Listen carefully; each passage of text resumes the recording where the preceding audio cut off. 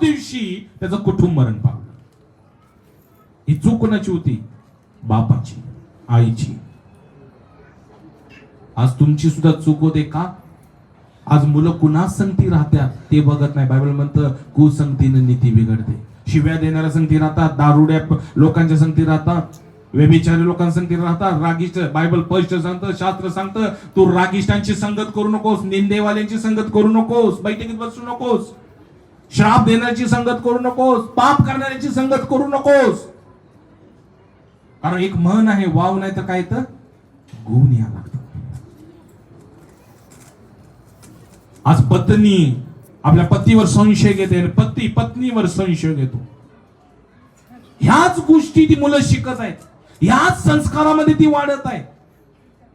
आणि ते घरचं वातावरण एक वेळाला मुलांना वाटत असेल, या घरात कशाला मी राहायला लागलो, हे घर सोडताना मी निघून जातो. पण ज्या घरात परमेश्वर आहे, ज्या घरात शांती आहे, आरोग्य आणि आनंद आहे, त्या घरातली मुलं कदापि बाहेर पडायचा विचार करणार नाही. उलट त्या शिक्षणामध्ये वाढतील. म्हणून आज बघा लोक वृद्ध लोकांचा आदर करत नाही. पिकलेल्या केसांचा आदर करा म्हणलेला आहे. टिंगला करतात, थट्टा करतात मुलं. का माहिती? त्यांचे संस्कार आई वडिलांचं तेच आहे. आई वडील असतात म्हाताऱ्यांना बघून, मुलं नातवंड मुलं पण असतात.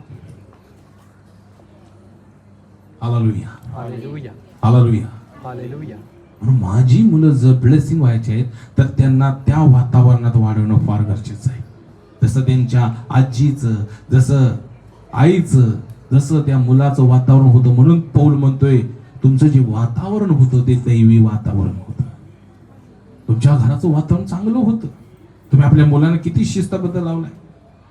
मुलं दंगा करतात, ओरडतात. आता एक जर समजा तुम्ही आपली मुलं एक आगाव असतील, दंगा करणारे असतील, एका मराठी भाषेमध्ये खट्याळ म्हणतात ना, म्हणजे एकदम धुडकूस करणारी, आणि दुसऱ्याच्या घरी घेऊन गेलोय आम्ही, जाऊन देतात भांडी पाडत आहेत, काही गोष्टी करत आहेत, काही गोष्टी तोडत आहेत, मोडत आहेत, तो तुम्ही हसणार काय सुधारणार? हॅलो, काय करणार? तोडू दे का, आता ते ऐकत नाही, त्याला काय करायचं? हॅलो, काय करणार? तोडू दे, काय करायचं ते करू दे.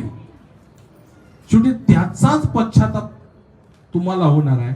ना परमेश्वर संतुष्ट, ना ते घर संतुष्ट. घर म्हणणं या माणसाला बोलवलो, उगाच बोलवलो.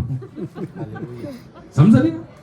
म्हणजे आम्ही गेलोय देवाचं गाणे, आम्ही इकडे आराधना करायला, पोरग तिकडे टीव्ही रिपेरी करायला, वायऱ्या रिपेरी करायला.